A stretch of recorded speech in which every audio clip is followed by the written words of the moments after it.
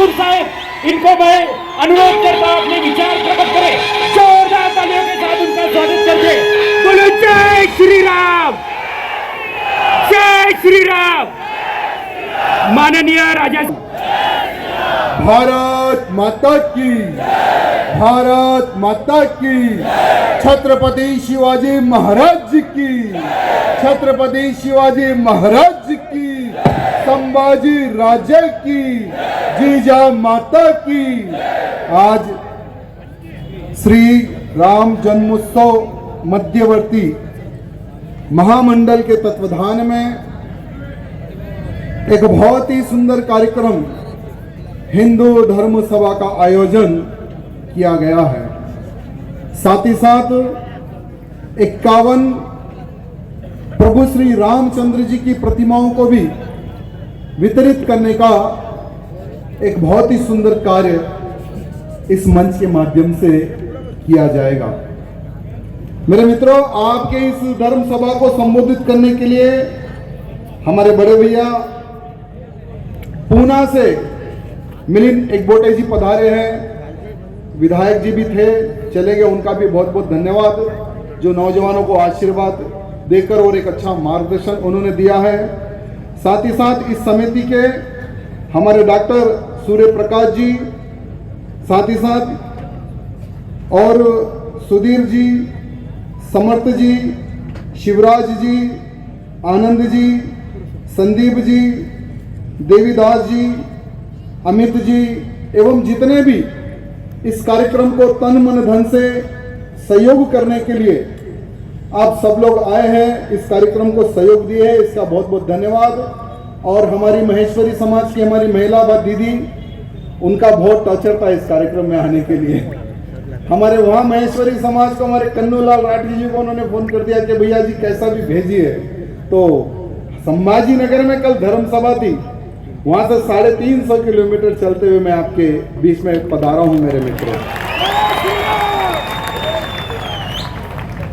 मेरा तीसरा कार्यक्रम मैं समझता हूं हमारे इस सोलापुर में।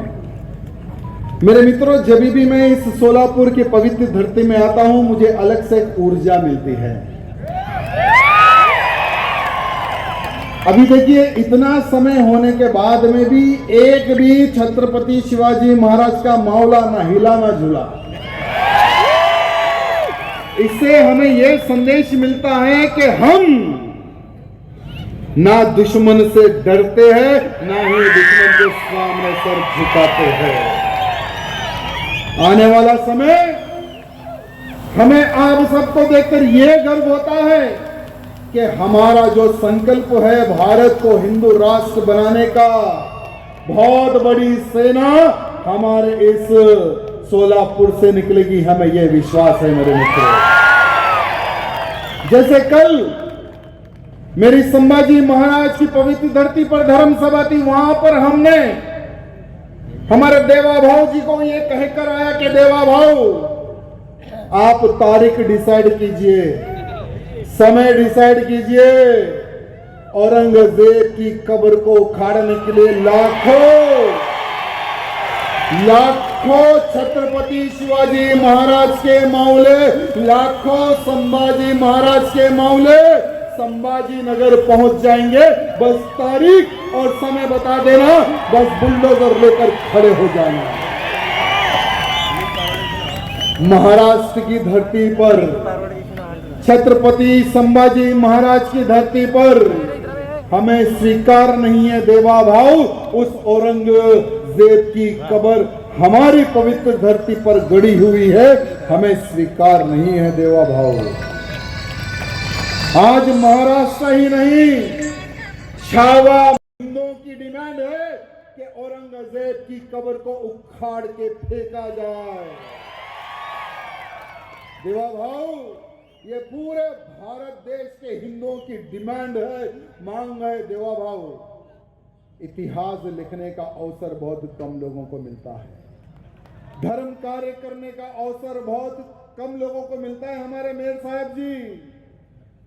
और देवा भाव, आपको एक अवसर मिल रहा है इतिहास लिखने का, भूतो ना भविष्य। आप भी मरने वाले हैं और हम भी मरने वाले हैं। जब हम इस संसार को छोड़कर जाएंगे तो इतिहास में यह लिखा जाएगा कि ये औरंगजेब देवा भाव ने तोड़ा। यह इतिहास में लिखा जाएगा। देवा भाव इतिहास लिख दो। हिंदू समाज की डिमांड है, हिंदू समाज की मांग है, इतिहास लिखने का अवसर हिंदू समाज आपको दे रहा है। देवा भाव साथ ही साथ जैसे विधायक जी ने कहा है कि हमारे इस महाराष्ट्र की धरती पर अनेकों जिलों में, अनेकों गांवों में, अनेकों ग्रामों में हमारे हिंदू समाज को, हमारे एससी समाज को, हमारे दलित समाज को, हमारे एसटी समाज को खास करके टारगेट करके पैसे के बल पर बहला फुसला कर उनका धर्मांतरण किया जाता था। अनेकों जिलों में जब हम महाराष्ट्र में आते थे, लोकल इश्यूज क्या है पूछते तो सबसे बड़ा इशू ही धर्मांतरण का होता था, सबसे बड़ा इशू। और अभी 2 दिन पहले महाराष्ट्र की विधानसभा में एंटी कन्वर्शन पर एक बहुत अच्छा कानून पास हुआ है। सभी मैं विधायकों का हृदय से धन्यवाद प्रकट करता हूं जो इस बिल को आपने सहयोग दिया है।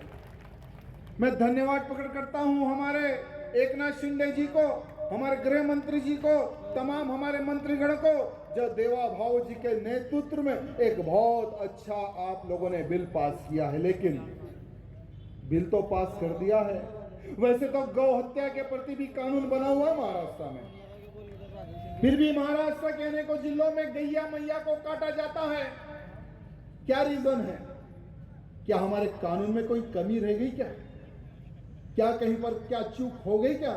देवा भाव आप एक अच्छे मन से, एक सच्चे मन से आप कानून पास करते हैं, मीडिया को फेस करते हैं, अपोजिशन को फेस करते हैं, दुनिया का रिस्क लेकर जब आप एक कानून बनाते हैं, वो कानून बनने के बाद में जिलाओं में इंप्लीमेंट हो रहा है या नहीं हो रहा, इस पर देखने की जिम्मेवारी भी देवा भाव आपकी बनती है, गृह मंत्री जी आपकी बनती है।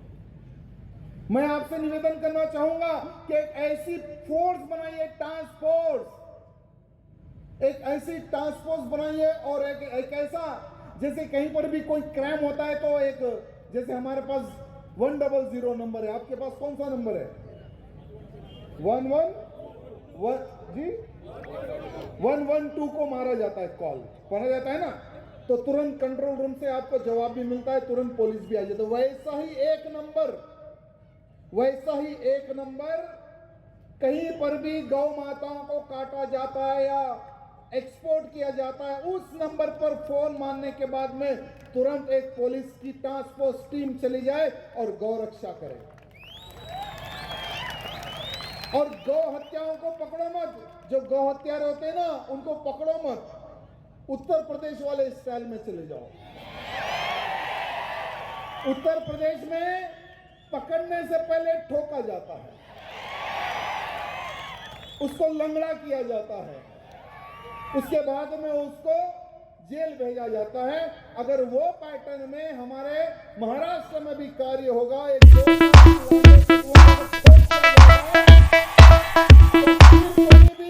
हमारी गैया मैया को काटने से पहले 1000 बार सोचेगा कि देवा भाव की फोर्स आएगी और मुझे लंगड़ा करेगी। ये होना चाहिए ना। अभी आपने इतना मेहनत करके एक इतना अच्छा बिल पेश किया है, इतना अच्छा बिल आपने पास किया है जिसमें हिंदुओं को धर्मांतरण करने के लिए 7 साल की सजा, 1 लाख का जुर्माना लगाया है। दूसरा, अगर एससी समाज के हमारे भोले भाले भाई बंधुओं को, परिवार को अगर कन्वर्ट किया जाता है तो 7 साल की सजा, 5 लाख का जुर्माना लगाया है। बहुत बहुत अच्छी बात है, इसके लिए मैं धन्यवाद प्रकट करता हूं। लेकिन जहां जहां भगवाधारी सरकार है मित्रों, वहां पर इस प्रकार के अच्छे कानून बन रहे हैं। एक दिन पहले हमारे छत्तीसगढ़ की विधानसभा में भी धर्मांतरण के ऊपर एक बहुत ही सख्ती कानून बना। हमारे विष्णुदेव साई जी ने एक इतना सख्ती से कानून पास किया है कि अगर कोई भी हिंदुओं का धर्मांतरण करे उसको उम्र कैद की सजा होगी, उतना सख्ती से उन्होंने कानून पास किया है। मैं हमारे छत्तीसगढ़ के मुख्यमंत्री जी, गृह मंत्री जी, उप मुख्यमंत्री जी को भी धन्यवाद प्रकट करता हूँ, सारे विधायकों को धन्यवाद प्रकट करता हूँ, क्योंकि छत्तीसगढ़ में सबसे ज्यादा धर्मांतरण हिंदुओं का होता है मेरे मित्रों, सबसे ज्यादा बधाई के पात्र हैं ये सभी लोग। 12 राज्य ऐसे हैं मेरे मित्रों जहां जहां पर भगवे को आप लोगों ने खड़े किया, जहां जहां पर भगवे को हमारे हिंदू समाज ने खड़े किया है, वहां वहां पर अच्छे कानून बन रहे, लेकिन कानून बनने से कुछ नहीं होगा, कानून में इंप्लीमेंट भी होना चाहिए, कानून सख्ती से पालन भी होना चाहिए, तभी उस कानून की कोई मर्यादा रहेगी, नहीं तो मुश्किल है। हमारे इस सोलापुर के कईयों क्षेत्रों में ये लैंड माफिया लैंड जिहाद कर रहे हैं। हमारे मेयर साहब जी उपस्थित है, मेयर साहब जी एक 4-5 नए बुलडोजर आप खरीद लो। आप बताइए कि कौन से ऐसे नौजवानों की फौज चाहिए आपके पीछे चलेगी, बस चला दो, क्योंकि सरकारी जमीनों पर लैंड जिहाद हो रहा है।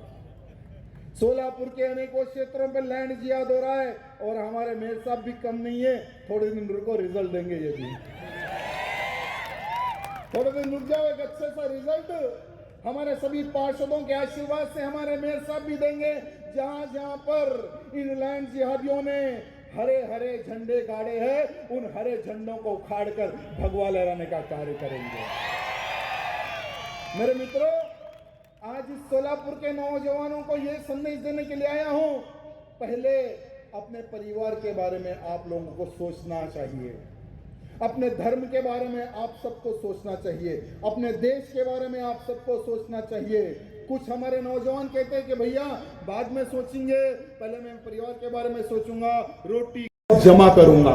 तो मेरे मित्रों, बहुत जरूरी है जीवन में जीने के लिए रोटी, कपड़ा, मकान बहुत जरूरी है, लेकिन आने वाले समय में युद्ध का समय है, आने वाला जो समय होगा ये युद्ध का समय होगा। मेरे मित्रों, जहां जहां पर इनकी संख्या बढ़ती है वहां पर रोटी छीन ली जाती है, मकानों पर कब्जे किए जाते हैं, कपड़े फाड़ दिए जाते हैं, जहां जहां पर इनकी संख्या बढ़ रही है। मेरे मित्रों, डेमोग्राफी चेंज हो रही है। एक भारत देश का प्रधानमंत्री कहता है कि डेमोग्राफी चेंज हो रही है।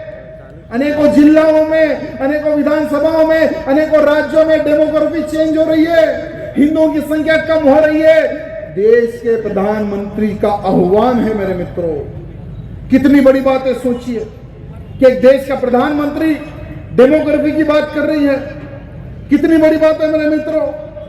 इसके ये बहुत गंभीर विषय है, ये इस विषय पर हर एक को सोचने की आवश्यकता है मेरे मित्रों। साथ ही साथ जैसे हमारे भैया जी ने मुझे एक रिपोर्ट दी थी कि भैया आप सब लोग ने अनेकों जिहाद देखा होगा, अभी एक नया जिहाद हमें देखने को मिल रहा है, सीसीटीवी जिहाद।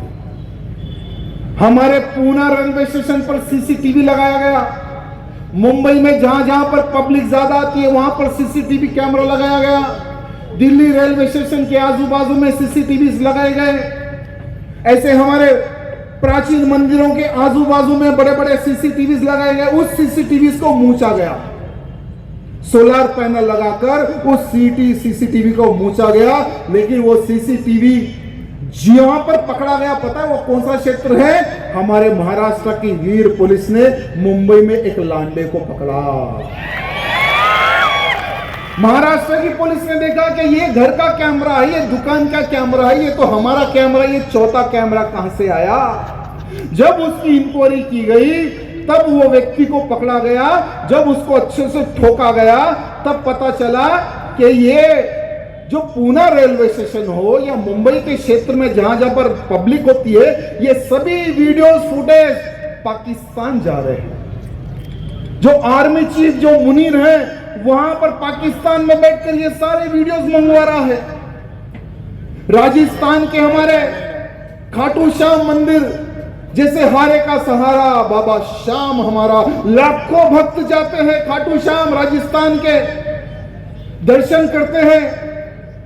इस बार लकी मेले में 30 लाख से अधिक खाटू श्याम बाबा के भक्त जाकर दर्शन किया है। खास करके वहां पर भी इन्होंने कैमरा लगाया, वहां कर भी वीडियो फुटेज सभी पाकिस्तान जा रहे हैं। कुछ यहाँ के हिंदुओं को उन्होंने ट्रैप किया है, हिंदुओं द्वारा मंदिरों पर कैमरे फिट कर, भाई क्या देते, ये लोग 50,000 रुपए जाके वहां पे एक कैमरा फिट कर दो, हिंदू जाकर फिट कर दिया। उस हिंदू को यह पता नहीं कि ये सीसी कैमरे का जो वीडियो फुटेज है वो पाकिस्तान जा रहा है। इनकी सोच देखिए कितनी भयंकर इनकी सोच है। जैसे अगर हम इतिहास उठाकर देखेंगे तो मेरे मित्रों, जैसे 2002 में जम्मू में रघुनाथ मंदिर पर आतंकी हमला हुआ था, पूरा का पूरा वीडियो फुटेज लेने के बाद में कब पब्लिक आती है, कब पब्लिक जाती है, उसको टारगेट करके वहां पर आतंकी हमला किया गया, कईयों हमारे हिंदुओं को वहां पर मार दिया गया। 2002 में गांधीनगर के अक्षरधाम मंदिर पर आप लोगों ने देखा कि किस प्रकार से आतंकी हमला हुआ, सेम पैटर्न है। साथ ही साथ जैसे 2002 में फिर रघुनाथ मंदिर पर दूसरा हमला हुआ, साथ ही साथ हमारे 2005 में अयोध्या में राम मंदिर पर आतंकी हमला हुआ, साथ ही साथ वाराणसी के संकट मोचन हनुमान मंदिर पर हमला हुआ। यानी ये जो जितने भी सीसीटीवी के माध्यम से जो पाकिस्तान जो वीडियो जा रहे हैं ना, यानी आने वाले आतंकी हमलों का ये एक संकेत है। और 6 आतंकी गाजियाबाद में पकड़े जाते हैं, ये पूरी की पूरी लाइन है। और गाजियाबाद किस राज्य में आता पता है? गाजियाबाद यूपी, उत्तर प्रदेश। और उत्तर प्रदेश में ये 6 आतंकी पकड़े गए, सोचो इनकी अम्मी की भी खबर को खोद देंगे। हमारे योगी जी छोड़ेंगे नहीं मेरे मित्रों, एक एक की खबर खोद देंगे मेरे मित्रों। साथ ही साथ अभी हमारे भैया जी बता रहे थे कि भैया हमारे इस सोलापुर में पता नहीं हमारी हिंदू बहन बेटियों को क्या हो गया, इतना सब कुछ होने के बाद में भी लव जिहाद की शिकार हो रही है। अनेकों हमारी बहन बेटियों को टारगेट करके ये लोग फंसा रहे। कैसे फंस रहे भाई? अब अगर कोई बहन को मैं बुलाऊं, उसको कहूं कि एक थाली में अगर मैं गोबर परोस दूं, क्या हमारी कोई बहन खाएगी गोबर? हंदा भी नहीं खाएगा, क्योंकि वो आएगी उसको। हंदा भी बोलेगा क्या भाई मुझे गोबर खिलाएगा क्या? लेकिन हमारी हिंदू बहन बेटियों को शर्म आनी चाहिए कि वो व्यक्ति, हम गाय को पूजने वाले हैं और ये लोग गाय को काटकर खाने वाले हैं। इनका हमारा मिलन कभी जिंदगी में नहीं होगा, कभी नहीं होगा। लेकिन केरला 1, केरला 2 जैसी मूवीज बन रही है। केरला 2 मूवी मेरे मित्रों परिवार सहित देखो। उस मूवी में क्लियर ये बताया गया कि कैसे हमारी हिंदू बहन बेटियों को लव जिहाद के नाम पर फंसाया जाता है मेरे मित्रों। कितना भयंकर है ये लव जिहाद का षड्यंत्र, किस तरह से फंसाया जाता है, उस मूवी में क्लियर बताया गया मेरे मित्रों। सभी लोग देखो, क्योंकि पहले तो हम हमारे घर से प्रारंभ करना है। पहले तो अगर हमारे घर में 5 साल या 7 साल या 10 साल की अगर हमारी बहन या बेटी है, उनको बताना लव जिहाद के बारे में, दोस्त कौन है, दुश्मन कौन है, आज पहले हमारे घर में चर्चा करो। हम चर्चा नहीं करते, हमारी बेटी को, हमारी बहन को ये हम नहीं बताते कि कौन दुश्मन है और कौन दोस्त है। इसका हम हमारी बहन बेटी को नहीं बताते। इसलिए ये लोगों ने एक स्कीम चालू की है, हम 5 हमारे 50, हम 5 हमारे 50 की स्कीम लेकर चल रहे। और हमारी क्या स्कीम है? हम 2 हमारा 1, हम 2 हमारे 1 की स्कीम लेकर हम लोग चले। तो सोचिए कहां से होगा हमारे धर्म की रक्षा? आप बताइए मेरे मित्रों। हमारे गृह मंत्री अमित शाह जी ने कुछ ही दिन पहले बाज़ाब्ता मीडिया के सामने उन्होंने भारत देश की जनसंख्या का डाटा सबके सामने रखा है। हमारे अमीर भाई क्या कहते हैं कि 1951 में हिंदुओं की जो संख्या थी 84% और मुसलमानों की संख्या थी 9.8%। फिर 20 साल के बाद में सर्वे हुआ, 20 साल के बाद में यानी 1971 में सर्वे हुआ तो हिंदुओं की संख्या 2% घट गई, यानी 82% हो गई। और वही मुसलमानों की संख्या कितनी हो गई? 11%, यानी 3% इनकी संख्या बढ़ गई। वही 91 में फिर सर्वे हुआ, फिर हिंदुओं की संख्या कम हो गई, 80% हो गई। उसके बाद में मुसलमानों की कितनी संख्या हो गई? 12.21%। उसके बाद में 2011 का सर्वे, वहां पर भी हमारी 2% संख्या कम हो गई और इनकी संख्या 14.2% हो गई। मेरे मित्रों, भविष्य बताऊं आपको कैसा रहेगा हमारे रामचंद्र जी की यज्ञ यात्रा नहीं निकाल सकेंगे, ना ही हम भगवान श्री रामचंद्र जी की पूजा कर सकेंगे। खुला ये लोग आएंगे हमारे घर पर, हमारी बहन बेटी को उठा ले जाएंगे, कोई बचाने वाला नहीं आएगा मेरे मित्रों। तब सोचो क्या करोगे आप लोग, क्या करोगे? इसलिए आज मौका है, आज हमें मौका है। आज हमारे प्रधानमंत्री मोदी जी को आज ये हमें संदेश देना है मेरे मित्रों के मोदी जी, हिंदुओं की मांग है, हम दो हमारे दो, तो इन लांडों के भी दो ही होने चाहिए। कानून पास कीजिए मोदी जी, जनसंख्या निरंतरण कानून आप पास कीजिए, ये भारत के हिंदुओं की मांग है। नहीं तो आने वाले समय में मेरे मित्रों हमें तिलक लगाकर घूमना भी बहुत मुश्किल हो जाएगा आने वाले समय में मेरे मित्रों। साथ ही साथ कुछ लोग एक नारा देते हैं, जय भीम जय भीम का, जय भीम जय भीम का। आजकल नेताएं हिंदुओं को तोड़ने का कार्य कर रहे हैं। ये नारा देकर हमारा जो सर का ताज है, हमारा जो गौरव है, हमारे दलित भाई बंधुओं को दूर करने का प्रयत्न करते हैं। एक समय पहले भी ऐसे ही हुआ था, एक समय पहले भी मेरे मित्रों ऐसे ही एक नारे को लेकर लोग रोड पर आए थे। भारत देश आजाद हुआ, साथ में एक दिन पहले पाकिस्तान अलग हुआ। पाकिस्तान अलग होने के बाद में मोहम्मद अली जिन्ना वहां का प्रधानमंत्री बना। प्रधानमंत्री बनने से पहले वो पाकिस्तान जाते जाते जोगेंद्र नाथ मंडल जी को लेकर चले गए। जोगन्नाथ मंडल जी जाते जाते हजारों हमारे दलित भाइयों को, लाखों हमारे दलित भाइयों को पाकिस्तान लेकर चले गए।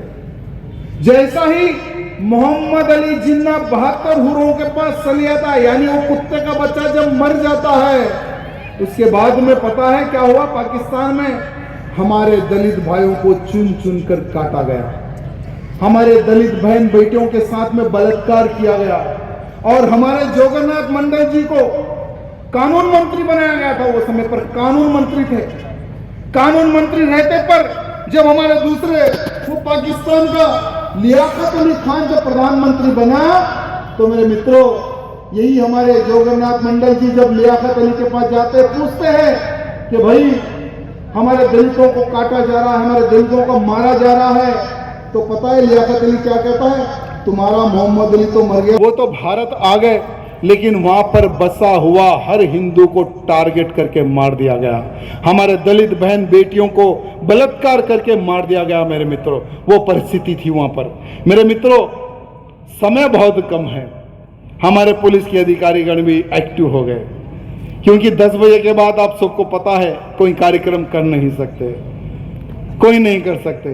लेकिन दुर्भाग्य देखिए हमारे तेलंगाना का जो मुख्यमंत्री है वो आधा तो कन्वर्ट हो गया, बस खाली नाम बदलना बाकी है और आधा कटवाना बाकी है।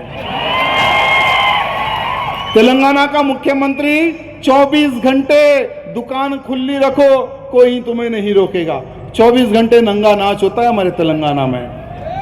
वही तेलंगाना का मुख्यमंत्री करोड़ों रुपए उनको सैंक्शन करता है, वही जब हिंदुओं का कोई फेस्टिवल आता है, जैसे नवरात्र अभी प्रारंभ हो चुका है, श्री रामनवमी शोभा यात्रा हो, हनुमान जयंती शोभा यात्रा, टाइम लिमिट कर देते हैं कि 10 बजे के बाद साउंड बंद। हर चीज का परमिशन लेना पड़ता है।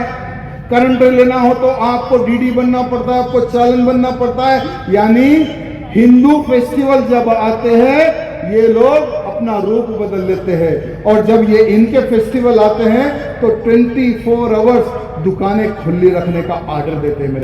मेरे मित्रों, भारत देश को आजादी मिली, लेकिन भारत देश को आजादी ऐसे ही नहीं मिली। कईयों देशभक्तों ने अपने प्राणों का बलिदान दिया, तब जाकर हमारे भारत देश को आजादी मिली। आजादी मिलने से पहले अनेकों क्रांतिकारियों ने अपने प्राणों का बलिदान दिया, अंग्रेजों से लोहा लिया। तब हमारे क्रांतिकारियों का एक नारा था, वंदे मातरम, भारत माता की जय। अनेकों अशफाक उल्लाह खान, एक मुसलमान, कभी वंदे मातरम गाने पर विरोध नहीं किया, कभी वंदे मातरम नारा लगाने पर उसने विरोध नहीं किया। अनेकों अनेकों ऐसे मुसलमान वो समय पढ़ते देशभक्त जिनको वंदे मातरम गाने पर शर्म नहीं आती थी, लेकिन आज के लोग वंदे मातरम बोलने पर शर्म आ रही है। कुछ ही दिन पहले तेलंगाना की विधानसभा में ये ओवैसी के कुछ कटमुल्ले थे वहां पर विधानसभा के अंदर। जैसा ही विधानसभा के अंदर वंदे मातरम गीत प्रारंभ हुआ, जैसे इनके पिछवाड़े में किसी ने आग लगा दी, वैसा ये लोग विधानसभा छोड़कर भागने लगे। जैसे इनके कानों में वंदे मातरम का आवाज भी नहीं आना, वैसा भागने लगे। शर्म आनी चाहिए हमारे तेलंगाना के मुख्यमंत्री को कि ऐसे लोगों को विधानसभा से बहिष्कार करने की आवश्यकता थी, जिन्होंने वंदे मातरम का विरोध किया, जिन्होंने वंदे मातरम का विरोध किया। मेरे मित्रों, साथ ही साथ हमारा एक संकल्प है भारत को हिंदू राष्ट्र बनाना। हमारा एक संकल्प है भारत को हिंदू राष्ट्र बनाना। तो आखिरी में, क्योंकि समय खत्म हो चुका है, तो आखिरी में मेरे मित्रों सभी लोग हम लोग खड़े रहेंगे और एक शपथ ले लेंगे। 5 मिनट की बात है, बाकी का आप फ्री। जितने फोन के आप सबके टॉर्च लाइट है सभी खोल दो। ऊपर तो तारे नहीं देख रहे, तारे नीचे बताएंगे। फिर से एक बार मेरे मित्रों, सच्चे मन से कसम खाना है। ये जो राइट हैंड है ना, अपने हृदय पर लगा लो, और ये जो हाथ है ना, दायां हाथ सामने लगा लो। मैं जब तक जीवित हूं देश की रक्षा के लिए, धर्म की रक्षा के लिए कार्य करते रहूंगा। मैं जब तक जीवित हूं जातिवाद में नहीं बटूंगा। मेरे परिवार की रक्षा, मेरे समाज की रक्षा करते हुए मैं आगे बढ़ते रहूंगा। मैं जब तक जीवित हूं गौ माता की रक्षा, नारी की रक्षा करते रहूंगा। मेरे मठ मंदिरों की रक्षा, जब तक जीवित हूं मेरा एक लक्ष्य होगा, भारत को हिंदू राष्ट्र बनाना, भारत को हिंदू राष्ट्र बनाना। बोलो भारत माता की, भारत जय श्री राम, जय श्री राम, जय श्री राम। बहुत ही जल्द 3 से 4